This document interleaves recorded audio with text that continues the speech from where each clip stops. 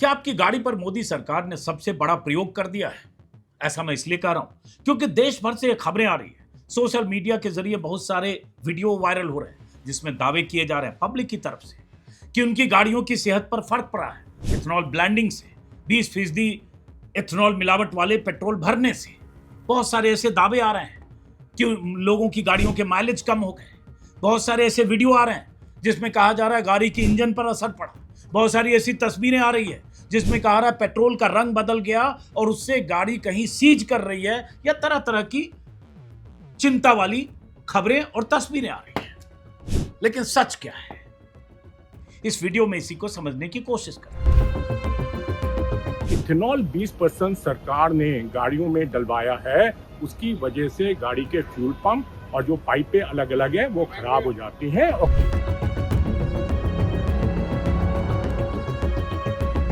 पूरा देश की गाड़ी को खत्म कर दिया नितिन गडकरी ने। 40 लाख रुपया में गाड़ी मैं खरीदा हूं, 40 लाख रुपया में अभी नया गाड़ी है। बर्बाद कर दिया नितिन गडकरी, पूरे देश को बर्बाद कर दिया नितिन गडकरी अकेले अपने बेटा को प्रॉफिट पहुंचाने के लिए। एथेनॉल की मात्रा आवश्यकता से अधिक पाया जाता है और हम लोग साबित भी नहीं कर पाएंगे। सरकार के आगे हमारा सिस्टम नहीं साबित कर पाएगा। हम लोग ना पेट्रोल पंप ढूंढ पाएंगे और ना ही साबित कर पाएंगे। बस कीड़े मकोड़े की तरह हम लोग इस देश में रहेंगे।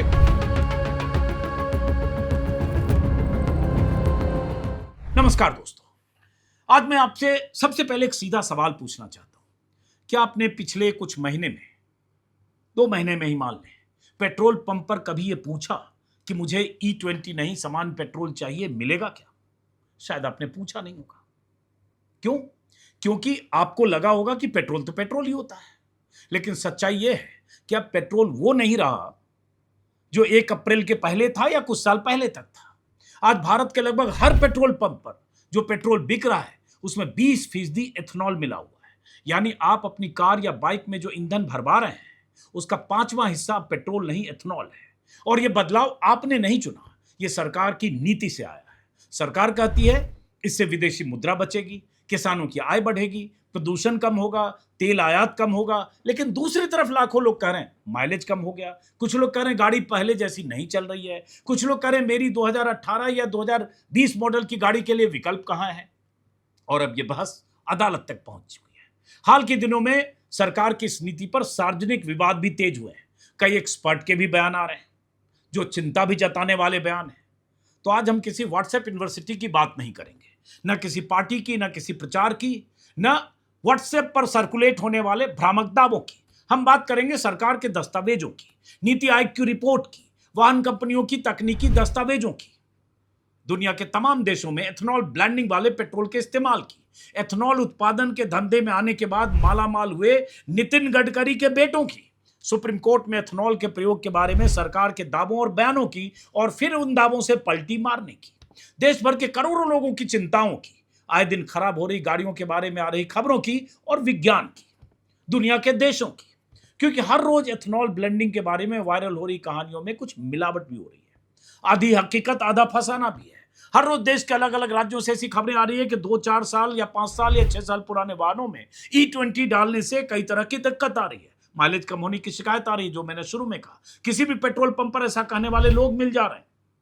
खास बात तो यह कि अब केंद्रीय पेट्रोलियम मंत्री हरदीप सिंह पुरी ने खुद प्रेस कॉन्फ्रेंस में स्वीकार कर लिया है कि E20 पेट्रोल से माइलेज थोड़ा कम होता है। हरदीप पुरी साहब के लिए थोड़ा कम माइलेज कोई मतलब भले न रखता हो, लेकिन इस देश के करोड़ों लोगों के लिए थोड़ा बेहतर माइलेज बहुत मायने रखता है। माइलेज के आधार पर ही हर महीने लाखों लोग मोटरसाइकिलें खरीदते हैं। छोटी गाड़ियां खरीदने वाला हर आदमी माइलेज पर पहले रिसर्च करता है, फिर गाड़ी खरीदने का फैसला करता है। इसलिए सरकार इतने हल्के में कहकर नहीं निकल सकती है कि माइलेज थोड़ा कम हो जाता है। सत्ता में बैठे नीति नियंताओं के लिए कम माइलेज भले ही कोई मायने ना रखता हो, लेकिन हर महीने 5 किलो अनाज पर चल रहे देश के 80 करोड़ लोगों में से जिन लाखों करोड़ों लोगों के पास मोटरसाइकिल और स्कूटर या स्कूटी है, उनकी सेहत पर फर्क पड़ता है। मध्यम वर्ग के उन लोगों की सेहत पर फर्क पड़ता है जो हर रोज काम पर निकलने से पहले यह तय करते हैं कि आज अपनी गाड़ी से जाएं या पब्लिक ट्रांसपोर्ट से जाकर कुछ पैसे बचा लें। एक आंकड़े के मुताबिक भारत में 2025 तक लगभग 26 करोड़ पंजीकृत दोपहिया वाहन है। यानी देश की लगभग 140 से 45 करोड़ आबादी पर हर 1000 लोगों में लगभग 180, 85 या 190 दोपहिया वाहन है। और इनमें बड़ी संख्या 2023 से पहले के वाहनों की है, जो E20 के लिए मुफीद नहीं है। कम माइलेज या वाहन में कोई खराबी उनके लिए बहुत मायने रखता है। E20 से माइलेज कम होने की संभावना का जिक्र 2021 की नीति आयोग की रिपोर्ट में भी किया गया था। रिपोर्ट में साफ लिखा है कि E20 से पुरानी 4 पहिया वाहनों में 6 से 7% और 2 पहिया वाहनों में 3 से 4% तक ईंधन क्षमता घट सकती है। नीति आयोग की इस रिपोर्ट में सरकार से यह भी सिफारिश की गई थी कि अगर कंज्यूमर को नुकसान हो तो तेल की कीमत कम रखिए। हरदीप पुरी ने वैसे यह भी कहा कि इथेनॉल का इस्तेमाल तो रेसिंग कारों में भी होता है, इससे नॉकिंग कम होती है, परफॉर्मेंस बेहतर होती है। अब सोचिए ये तर्क है या कुतर्क? क्योंकि सवाल किसी रेसिंग ट्रैक का नहीं है, सवाल उस मिडिल क्लास फैमिली का है जो महीने का पेट्रोल खर्च जोड़कर अपना बजट बनाता है। उन्हें रेसिंग कारों से क्या लेना देना? भारत की सड़क पर करोड़ों लोग फॉर्मूला 1 चला रहे हैं क्या Alto, WagonR, Swift, Splendor, Activa, TVS या तमाम ऐसे दो पहिया वाहन या 4 पहिया वाहन जो भी चल रहे हैं, उन्हें खरीदने वाला आदमी स्पीड रिकॉर्ड बनाने निकला है क्या सड़क पर? नहीं। इसलिए रेसिंग कारों का उदाहरण देकर आम आदमी की चिंता का जवाब नहीं दिया जा सकता। अगर एथनॉल के तकनीकी फायदे हैं तो उनकी बात कीजिए। रेसिंग कारों की परफॉर्मेंस गिराने से आम आदमी की जेब तो हल्की होगी नहीं। फिर ऐसा लॉजिक देकर पूरे मामले पर पर्दा क्यों डाला जा रहा है? इसी वीडियो में हम दुनिया के उन देशों की भी बात करेंगे जहां एथनॉल ब्लेंडिंग वाले पेट्रोल के इस्तेमाल की दुहाई देकर हर फैसले को सही ठहराया जा रहा है। भारत में ब्राजील से लेकर अमेरिका की मिसालें दी जा रही है, लेकिन यह नहीं बताया जा रहा है कि उन देशों में दशकों तक तैयारी के बाद इसे रोल आउट किया गया, ऐसे नहीं जैसे भारत में किया गया है। सुप्रीम कोर्ट में सरकार की तरफ से अटॉर्नी जनरल एक सुनवाई के दौरान, अभी 2-3 दिन पहले की बात है, एथनॉल ब्लेंडिंग ऑनगोइंग एक्सपेरिमेंट है ये कह चुके हैं, जिसके परिणाम उनके मुताबिक अगले साल तक आएंगे। यानी सरकार हमारे आपके वाहनों पर एक किस्म का प्रयोग कर रही है। उन तमाम वाहनों के लिए E20 पेट्रोल ही उपलब्ध है जो इसके लिए बने नहीं है, यानी 2023 के पहले वाहन। ऐसा क्यों कर रहा हूं आगे बताते हैं, लेकिन मैं चाहता हूं सुप्रीम कोर्ट में जो अटॉर्नी जनरल ने कहा उसका छोटा सा टुकड़ा सुनिए, क्योंकि सरकार या अटॉर्नी जनरल की तरफ से इसका खंडन किया गया। सुनिए जरा। 20% ethanol petrol blending is something which the government is now trying to experiment.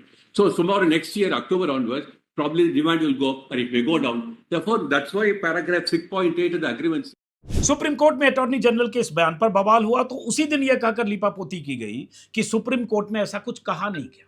उनके बयान को तोड़ मरोड़ कर पेश किया गया, जबकि आपने खुद सुन लिया कि सुप्रीम कोर्ट में क्या कहा गया था।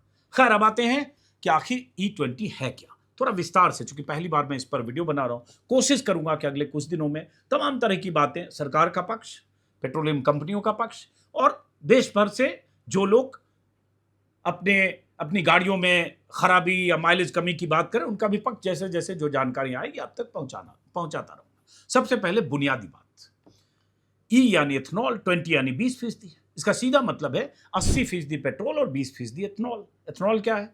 एथनॉल एक अल्कोहल बेस्ड बायोफ्यूल है।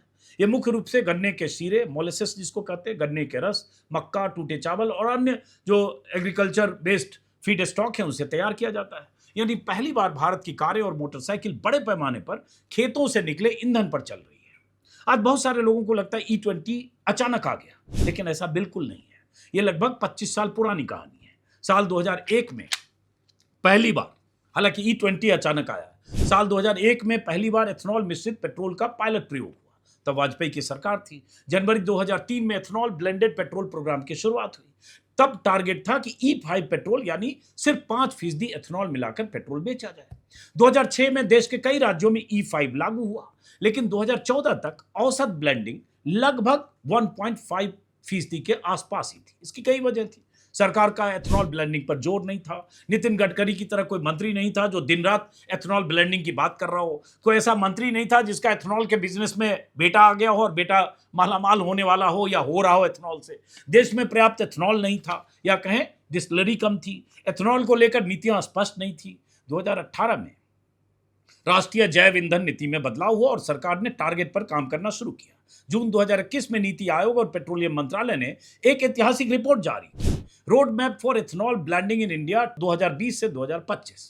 यही रिपोर्ट पूरे E20 प्रोग्राम की बुनियाद बनी। अप्रैल 2023 में चरणबद्ध तरीके से E20 की शुरुआत हुई। 1 अप्रैल 2023 से चुनिंदा शहरों में E20 शुरू हुआ, बिकना शुरू हुआ। 2025 में सरकार ने घोषित किया कि औसत 20% ब्लेंडिंग का टारगेट समय से पहले हासिल कर लिया। मतलब जो टारगेट रखा गया 2030 तक के लिए, उसे 5 साल पहले पीछे घसीटा गया और कहा गया हमने टारगेट अचीव कर लिया, अब उसके बाद जो गाड़ियां हैं सब में E20 भरी जाएगी।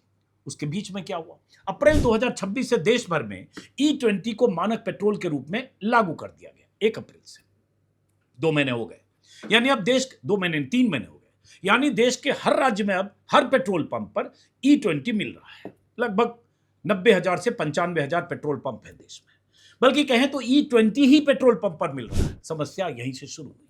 सरकार की तरफ से E20 fuel roll out road map तैयार किया गया था, जिसमें 2 अलग अलग चरण बताए गए थे। अप्रैल 2023 से बनने वाले नए वाहन ऐसे मटेरियल जैसे रबर, प्लास्टिक, फ्यूल लाइन आदि के साथ बनाए जाएं जो E20 कंपैटिबल हो। ये लाइन है, गौर कीजिएगा, E20 कंपैटिबल मतलब E20 जिस गाड़ी में जिसका इस्तेमाल हो सके, इसको समझाने की कोशिश करते हैं। मैं भी समझने की कोशिश कर रहा था, कुछ अगर खामी हो मेरे समझने समझाने में आप कमेंट में लिख सकते हैं। अप्रैल 2025 से लॉन्च और बेचे गए नए मॉडल पूरी तरह से E20 कंप्लायंट हो, E20 ट्यून्ड इंजन हो। मतलब 2 फर्क हो गया कि अप्रैल 2025 के बाद जो इंजन हो वो पूरी तरह से E कंप्लायंट हो, और उसके पहले यानी इंजन कैलिब्रेशन, उत्सर्जन और प्रदर्शन भी E20 को ध्यान में रखकर डिजाइन किए गए हों। यानी अप्रैल 2023 और अप्रैल 2025 के बीच फर्क सरकार और ऑटो इंडस्ट्री ने खुद किया। सरकार ने वाहन निर्माताओं से कहा था 1 अप्रैल 2023 से बनने वाले पेट्रोल वाहनों में ऐसे पार्ट्स लगाए जाएं जो 20% एथनॉल से खराब ना हो, लेकिन इसका यह मतलब नहीं था कि हर वाहन उसी दिन से E20 के लिए ऑप्टिमाइज हो गया। इसलिए बाद में ऑटो उद्योग ने कहा कि अप्रैल 2023 के बाद E20 मटेरियल कंप्लायंट लागू हो सकता है, और अप्रैल 2025 के बाद फुल्ली E20 कंप्लायंट यानी पूरी तरह से E20 के लायक गाड़ियां बनेगी। अब यहीं से मुश्किल शुरू होती है। पहली बात, अप्रैल 2023 से अप्रैल 2025 के बीच गाड़ियां पूरी तरह से E20 मानकों के मुताबिक नहीं है। E20 कंपैटिबल है, मतलब यह हुआ कि वाहन E20 पेट्रोल के साथ चल सकता है या उसके इस्तेमाल के अनुकूल है। इसके पार्ट्स जैसे fuel pipe, rubber seal, plastic tank इत्यादि E20 से खराब नहीं होंगे। E20 कंप्लायंट का मतलब हुआ वाहन E20 मानक के अनुरूप डिजाइन, कैलिब्रेट और सर्टिफाइड है, जो फुल्ली E20 कंप्लायंट है, जो गाड़ी 1 अप्रैल 2025 के बाद मार्केट में आ रही है। यानी इन गाड़ियों में इंजन की ट्यूनिंग E20 के हिसाब से है। एमिशन के मानक E20 पर पूरे करती है गाड़ियां। प्रदर्शन मतलब परफॉर्मेंस और ड्यूरेबिलिटी का टेस्ट किया गया E20 पर। मैं 2025 के बाद की गाड़ियों की बात कर रहा हूं। वाहन निर्माताओं ने आधिकारिक रूप से E20 के लिए उन्हें फिट मानकर उनका प्रोडक्शन किया। मैं फिर कह रहा हूं 1 अप्रैल 2025 के बाद के लिए। अब इसे एक आसान मिसाल से समझिए। कंपैटिबल यानी मोबाइल चार्जर अगर इस फोन में लग गया तो काम करेगा। कई बार कहते हैं कि आपके पास एप्पल का चार्जर है क्या, सी टाइप चार्जर है क्या, तो कई बार आप सैमसंग में एप्पल का भी सी टाइप लगा देते हैं, या एप्पल में सैमसंग या किसी और का सी टाइप लगा देते हैं, ओप्पो का लगता है चल जाएगा, लेकिन वो कंपैटिबल है यानी उसमें काम करेगा। ये चार्जर उसी मानक के अनुसार नहीं बनाया गया। फोन में लिखा होता है कि इसमें आप ओरिजिनल इस्तेमाल करें, एप्पल में भी सैमसंग में, जिसके लिए फोन डिजाइन किया गया है, और वो जो चार्जर होता है उसी मानक का पालन करता है। इसलिए ये कहना कि 2023 के बाद बनी हर गाड़ी E20 के लिए सुरक्षित है, ये पूरी तरह से सही नहीं है। ये इस बात पर निर्भर करता है कि आपकी गाड़ी किस महीने बनी है, किस कंपनी का है, कौन सा मॉडल है, और वाहन निर्माता ने E20 कंपैटिबल, फुली कंपैटिबल घोषित किया है या नहीं। सरकार ने वाहन निर्माताओं से कहा था कि 1 अप्रैल 2023 से बनने वाले पेट्रोल वाहनों में ऐसे पार्ट्स लगाए जाएं जो 20% एथनॉल से खराब ना हो। इसका मतलब यह नहीं था कि हर वाहन उसी दिन से पूरी तरह से E20 के लिए ऑप्टिमाइज हो गया। इसलिए बाद में ऑटो उद्योग ने ऐसा कहा, अप्रैल 23 ऑनवर्ड E20 मटेरियल कंप्लायंट, अप्रैल 2025 ऑनवर्ड फुल्ली E20 कंप्लायंट। अब आते हैं पुराने वाहनों के लिए पैदा हुई मुश्किलों। फर्क शायद आप समझ पा रहे होंगे। भारत की सड़कों पर 2023 से पहले के बने करोड़ों वाहन आज भी दौड़ रहे हैं। एक आंकड़े के मुताबिक ऐसे वाहनों की संख्या 22 करोड़ से ज्यादा है। उनमें से बड़ी संख्या उन वाहनों की है जिन्हें E5 या E10 को ध्यान में रखकर बनाया गया है। इसलिए E20 रोल आउट के लिए रोड मैप में ट्रांजिशन की पूरी प्लानिंग जो होनी चाहिए थी, ताकि धीरे धीरे गाड़ियां बदल जाती और पुरानी गाड़ियां अचानक प्रभावित नहीं होती। ऐसा हुआ नहीं। तो हुआ क्या? आज अधिकांश पेट्रोल पंपों पर सामान्य पेट्रोल यानी E20 ही उपलब्ध है। अधिकांश क्या, देश भर में। आज भी मैंने चेक करवाया NCR में, वही उपलब्ध है या फिर प्रीमियम पेट्रोल है। अब E20 ही सब जगह मिल रहा है। अगर किसी के पास 2012, 2015, 18 या 2020 मॉडल की गाड़ी है तो उसे E20 ही भराना पड़ेगा। अलग से E10 का विकल्प लगभग समाप्त है। कहीं मिलता होगा तो नीचे कमेंट में लिखिएगा, मुझे जानकारी नहीं है, मैं भी सीखने समझने की कोशिश कर रहा हूं। अब सवाल उठता है, सरकार ने यह फैसला क्यों लिया? यहीं से कहानी अर्थशास्त्र में बदल जाती है, सरकार और तेल कंपनियों के फायदे में बदल जाती है। आज के अखबारों में भी सरकार के हवाले से रिपोर्ट छपी है। इस रिपोर्ट में कहा गया है कि पब्लिक सेक्टर की तेल कंपनियों ने दिसंबर 2025 में 20% एथेनॉल ब्लेंडिंग का टारगेट पूरा किया था। इसका नतीजा ये हुआ कि 2014 से अब तक यानी मई 2026 तक एथेनॉल मिश्रण से 1,90,000 करोड़ से अधिक की विदेशी मुद्रा की बचत हुई। मतलब 14 से, चूंकि ग्रेजुअली हुआ। साफ है सरकार को इससे फायदा हो रहा है। लेकिन सवाल तो यह है कि पब्लिक को क्या फायदा हो रहा है? क्या पेट्रोल की कीमतें कम की गई? क्या सरकार और तेल कंपनियों ने अगर इतना मुनाफा कमा रही है तो क्या उस मुनाफे का हिस्सा पब्लिक को ट्रांसफर किया गया? क्या पेट्रोल सस्ता हो गया? आज मोटे तौर पर पेट्रोल लगभग 100 रुपये लीटर है, कहीं 97, कहीं 98, कहीं 101, कहीं 102। एथेनॉल की कीमत मैंने चेक की, 60 रुपये, 65 रुपये, 67 रुपये, 70 रुपये तक है। अलग अलग चीजों से एथेनॉल बनने की वजह से उसका रेट अलग अलग जगह अलग है। लेकिन फिर भी लगभग 30-35 रुपये का फासला है पेट्रोल और इथेनॉल के बीच।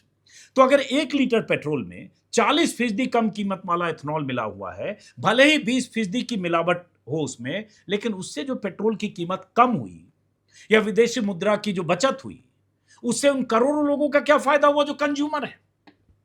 सरकार और कंपनियां अपना खजाना तो भर रही हैं, आंकड़े आ रहे हैं, लेकिन जनता अपनी गाड़ियों की सेहत की चिंता में हलकान हो रही है। माइलेज की कमी अलग से है। ऐसे वीडियो तमाम आ रहे हैं, ऐसे दावे किए जा रहे हैं। जो कह रहे हैं ना एथेनॉल में कुछ नहीं है। मेरी मोटरसाइकिल है ये स्प्लेंडर, अभी ली 23 तारीख में, 468 किलोमीटर चली है। पूरा इंजन खुलवाना पड़ेगा, ऐसी तैसी होगी पूरी इंजन की। अब बताओ क्या करें, किससे कहें, कहाँ जाएं, किसको बोलें? 468 किलोमीटर चली है, देखो मीटर, क्या करें अब इसका? कहते हैं कि एथेनॉल से कुछ नहीं हो रहा भैया। नई गाड़ी खराब हो रही है, मीटर मैंने दिखाया अभी, देख लो। ये मेरी गाड़ी है वर्टस 1 लीटर। इसमें भी पेट्रोल डलवाया था कुछ एक सवा घंटे पहले। गाड़ी 92 किलोमीटर चली है टैंक फुल के बाद। ये गाड़ी का टैंक फुल है, ठीक है। ये जियो BP पेट्रोल पंप बोलते हैं हम, बहुत अच्छा है। इसमें भी एथेनॉल की पता नहीं क्या मिक्सिंग है। मेरी गाड़ी लिम मोड में चली गई है, मैंने पूरा पंजा दबाया हुआ है गाड़ी का। गाड़ी 2000 RPM से ऊपर नहीं जा रही, 32 की स्पीड पर लॉक है और EPC और इंजन लाइट दोनों ऑन हो गई है मेरी गाड़ी में। मैं अपने घर से कुछ 250 किलोमीटर दूर हूँ। मैं अभी फ़िलहाल करनाल के पास हूँ, मैं फरीदाबाद का रहने वाला हूँ। मैं कैसे घर जाऊँ? मैं कौन रिस्पॉन्सिबल है? मेरी ये जो सिचुएशन है, मैं पसीने में भीगा हुआ हूँ। E20 फ्यूल को लेकर देश के अलग अलग हिस्सों से नाराजगी की खबरें सामने आ रही है।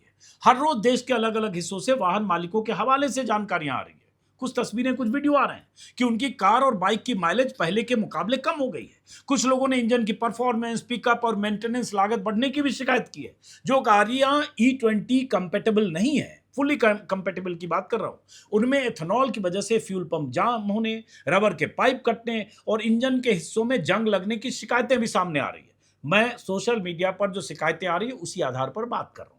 और मैंने शुरू में कहा, कई बार आधी हकीकत आधा फसाना है। हम सब लोग चेक करते रहेंगे, समझने की कोशिश करते रहेंगे। लेकिन मोदी सरकार को इन शिकायतों से कोई फर्क नहीं पड़ रहा है। वो इन दावों को झुठला रही है और कह रही है ऐसा कुछ हो नहीं रहा। एक बिहार के यूट्यूबर हैं मनीष कश्यप, उनके वैचारिक तौर तरीके से या उनके सलीके से मैं बिल्कुल इत्तेफाक नहीं रखता हूं। लेकिन मनीष कश्यप का एक वीडियो वायरल हो रहा है जिसमें उन्होंने 40 लाख में इनोवा गाड़ी खरीदी, जो हाई क्रॉस है, जो स्ट्रॉन्ग हाइब्रिड है। और उनका दावा है कि इथेनॉल मिश्रित पेट्रोल की वजह से, E20 की वजह से उस गाड़ी में खराबी आई है और बहुत कोस रहे गडकरी। पूरा देश की गाड़ी को खत्म कर दिया नितिन गडकरी ने। 40 लाख रुपया में गाड़ी मैं खरीदा हूं, 40 लाख रुपया में। अभी नया गाड़ी है। बर्बाद कर दिया नितिन गडकरी, पूरे देश को बर्बाद कर दिया नितिन गडकरी अकेले अपने बेटा को प्रॉफिट पहुंचाने के लिए। एथेनॉल की मात्रा आवश्यकता से अधिक पाया जाता है और हम लोग साबित भी नहीं कर पाएंगे। सरकार के आगे हमारा सिस्टम नहीं साबित कर पाएगा। हम लोग ना पेट्रोल पंप ढूंढ पाएंगे और ना ही साबित कर पाएंगे। बस कीड़े मकोड़े की तरह हम लोग इस देश में रहेंगे और जब चाहेगा तब सरकार हम लोगों को मसल के रख देगा। बस हम लोगों का कीमत, आम आदमी का कीमत भारत में ये राष्ट्रवादी सरकार के दौरान कीड़े मकोड़े की है। ऐसे में सवाल यह है कि अगर सरकार को पता था कि E20 से माइलेज पर असर पड़ सकता है तो लोगों को पहले साफ साफ क्यों नहीं बताया गया? जब E20 को ऊर्जा सुरक्षा का सबसे बड़ा कदम बताया जा रहा था, किसानों की आय बढ़ाने का जरिया बताया जा रहा था, प्रदूषण कम करने का उपाय बताया जा रहा था, तब क्या इसके नुकसान या सीमाओं पर भी उतनी खुलकर बात हुई? क्या पेट्रोल पंप पर लोगों को बताया गया कि E20 से कुछ गाड़ियों की माइलेज कम हो सकती है? क्या हर वाहन मालिक को विकल्प दिया गया कि सामान्य पेट्रोल लेना चाहता है या E20? और जिन लोगों के पास पुरानी गाड़ियां हैं जो इस फ्यूल के हिसाब से कंपेटेबल नहीं है, उनका क्या हुआ? उनकी मुश्किल और मुसीबत का क्या? उनके लिए क्या कोई अलग व्यवस्था की गई? सरकार कहती है कि लंबे समय के फायदे हो सकता है, लेकिन अगर सरकार की कोई पॉलिसी आम आदमी की जेब पर असर डाल रही है तो क्या उस असर के बारे में पूरी पारदर्शिता नहीं होनी चाहिए?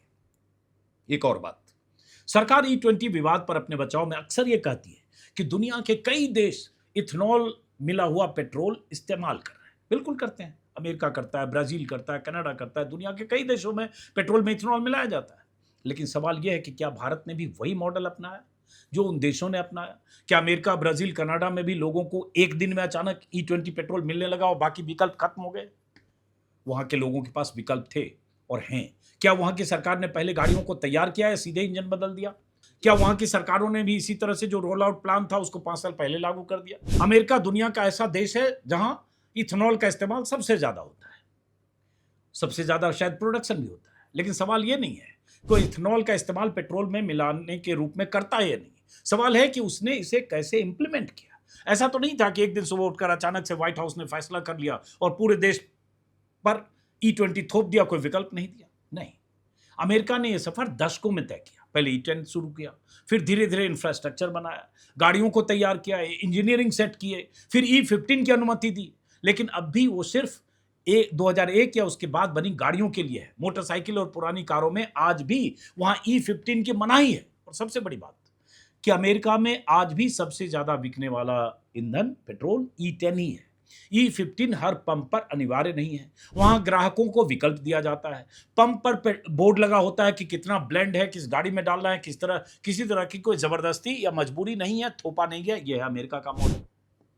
अब जर्मनी का मॉडल समझिए, वहां इसे कैसे लागू किया गया। जर्मनी में साल 2011 में E10 पेट्रोल शुरू किया गया। लेकिन क्या वहां की सरकार ने एक झटके में सभी लोगों को E10 लेने को मजबूर कर दिया? बिल्कुल नहीं। सरकार ने पहले वाहन निर्माताओं से सुनिश्चित कराया कि कौन कौन सी गाड़ियां E10 के अनुकूल है। फिर व्यापक जन जागरूकता अभियान चलाया। पेट्रोल पंपों पर साफ साफ लिखा गया कि कौन सा ईंधन किस गाड़ी के लिए मुफीद है। जिन वाहनों के लिए E10 उपयुक्त नहीं था उनके लिए E5 पेट्रोल की उपलब्धता भी जारी रखी गई। और सबसे बड़ी अहम बात है कि आज भी जर्मनी में E5 और E10 दोनों विकल्प मौजूद हैं। अगर किसी वाहन मालिक को लगता है कि उनकी गाड़ी के लिए E10 सही नहीं है तो E5 भरवा सकता है, यानी वहां कंज्यूमर के पास विकल्प है। उन्हें मजबूर नहीं किया गया। लेकिन मोदी सरकार का मॉडल क्या है? मोदी सरकार ने जल्दबाजी में 5 साल पहले देश पर E20 थोप दिया, बिना तैयारी के, बिना विकल्प के, बिना स्पष्ट चेतावनी के। पुरानी गाड़ी है, बाइक है, स्कूटर है, छोटी कार है, कोई फर्क नहीं, कोई बेहतर नीति नहीं। बस आपको एक ही चीज थोप दो कि बस आपको अब E10 लेना है।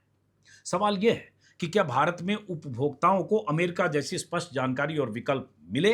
क्या करोड़ों पुरानी गाड़ियों के मालिकों को अलग व्यवस्था की गई या उन्हें विकल्प दिया गया? क्या पेट्रोल पंप पर हर ग्राहक को यह बताया गया कि जो ईंधन भरवा रहा है उसकी गाड़ी और माइलेज पर क्या असर पड़ सकता है? आखिर भारत में E20 को लागू करने में सरकार ने इतनी जल्दबाजी क्यों दिखाई? पहले भारत सरकार ने E20 का टारगेट 2030 रखा था, लेकिन मोदी सरकार ने जल्दबाजी दिखाकर उसको घसीटकर 2025-26 क्यों कर दिया? 5 साल पहले क्यों किया? बार बार कर रहा हूं। टारगेट पूरा करने की इतनी जल्दबाजी या तेजी किस बात की थी? क्या देश का पूरा पेट्रोलियम इंफ्रास्ट्रक्चर रातों रात तैयार हो गया? रातों रात तो नहीं, मतलब जो भी आपने प्लानिंग की उसके तहत।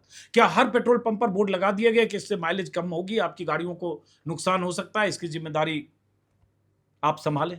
जवाब है नहीं। आखिर क्यों मोदी सरकार ने टारगेट को इस कदर आगे खींचा कि तैयारी अधूरी रह गई? क्यों लोगों को बिना बताए बिना तैयार किए एक झटके में E20 थोप दिया? जनता को जो नुकसान हो रहा है उस नुकसान की भरपाई कौन करेगा? विपक्ष के नेता लगातार ये सवाल उठा रहे हैं। सरकार कह रही है कि ये भ्रामक बातें हैं, भ्रामक दावे हैं। 20% इथेनॉल ब्लेंडेड पेट्रोल को लेके जनता में बहुत गुस्सा है। और ये कैसा एक्सपेरिमेंट है? एक्सपेरिमेंट होता है जब आप कोई चीज को 100 गाड़ियों पे, 50 गाड़ियों पे, 500 गाड़ियों पे, 1000 गाड़ियों पे एक्सपेरिमेंट कर लेते। एक्सपेरिमेंट के आधार पे जो नतीजे आते उसके बेसिस पे आप डिसाइड करते कि पूरे देश में इसको लागू करना है कि नहीं करना। पूरे देश की 140 करोड़ जनसंख्या पे सारी गाड़ियों के ऊपर आपने इथेनॉल ब्लेंडेड पेट्रोल कंपलसरी कर दिया और कह रहे हो हम एक्सपेरिमेंट कर रहे हैं। जिन लोगों की गाड़ियां खराब हो रही हैं उनको मुआवजा दोगे? फिर आप दाम उतने ही ले रहे हैं और लोगों की एवरेज कम आ रही है, तो लोगों का खर्चा तो बहुत ज्यादा बढ़ गया। बहुत लोगों का आरोप है कि उनके गाड़ी के पार्ट्स खराब हो रहे हैं। बहुत लोगों का आरोप है कि उनका इंजन खराब हो रहा है, इंजन में जंग लग रहा है। तो अगर लोग इसका विरोध कर रहे हैं तो आप जबरदस्ती क्यों कर रहे हैं लोगों के साथ? आप इसे वापस क्यों नहीं ले रहे? लोगों ने ही आपको वोट देके चुना है।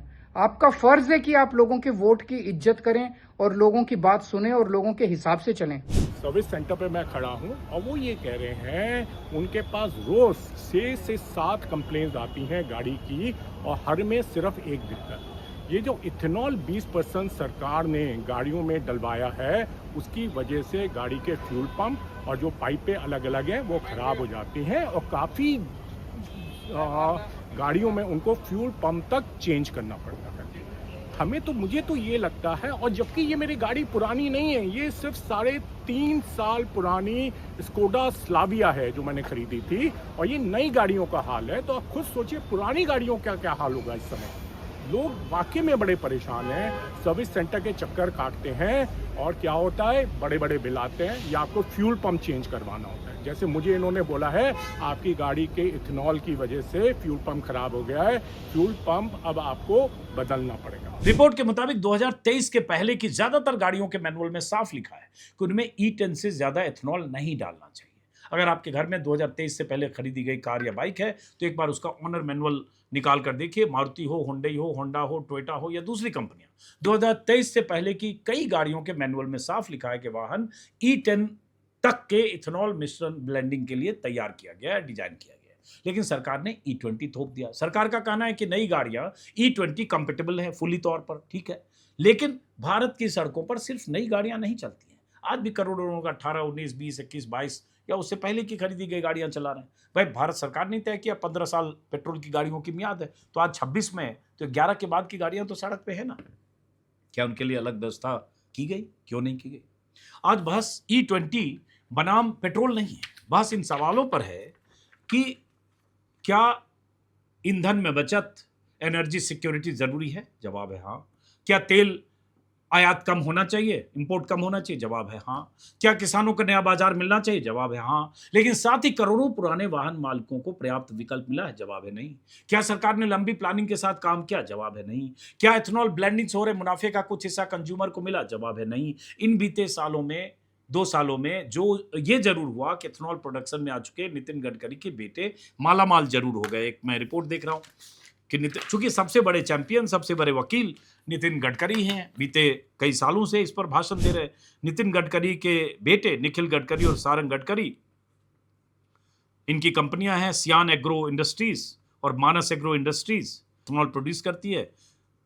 कांग्रेस आरोप लगा रही है कि पिता सरकार में बैठकर पॉलिसी बनवा रहे हैं और बेटे पैसा बना रहे हैं। नितिन गडकरी के बेटे निखिल गडकरी की कंपनी जो सियान एग्रो है, जून 2024 में रेवेन्यू 18 करोड़ था, जून 25 में बढ़कर 723 करोड़ हो गया और उसके बाद देख रहे हैं 25-26 में 2234 करोड़ हो गया। मार्च 26 की पहली तिमाही में 656 करोड़ हुआ और कंपनी का शेयर जो जनवरी 2025 में 37 रुपये थी, अभी बढ़कर 1622 रुपये हो गई, यानी 4280% का इजाफा हुआ है।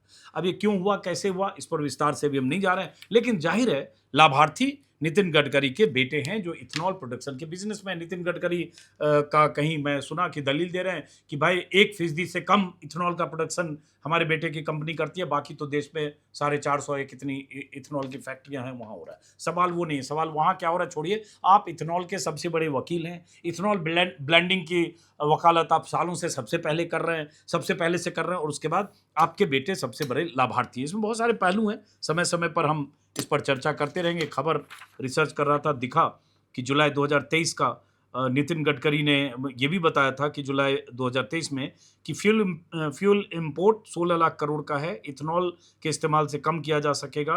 एक बयान उनका ये भी है कि 15 रुपये लीटर पेट्रोल मिलने लगेगा, उसमें 60% इथेनॉल और 40% इलेक्ट्रिसिटी का उपयोग किया जाता है, तो पेट्रोल प्रति लीटर 15 रुपये हो जाएगा। और भी बहुत सारी चीज़ें, खैर इस पर अभी नहीं जा रहे हैं। फिलहाल मैंने जैसा कि कहा कि मैं पेट्रोलियम प्रोडक्ट का, इथेनॉल का, ऑटोमोबाइल का एक्सपर्ट नहीं हूँ, इधर उधर से समझने की कोशिश करता हूँ। अगर कुछ आपको जानकारी हो तो कमेंट में लिखिए, हम भी लगातार इसको समझने की कोशिश करेंगे, क्योंकि देश के उन लोगों की चिंताओं को समझना वो एक पत्रकार के नाते हमारा फर्ज भी है। फिलहाल नमस्कार।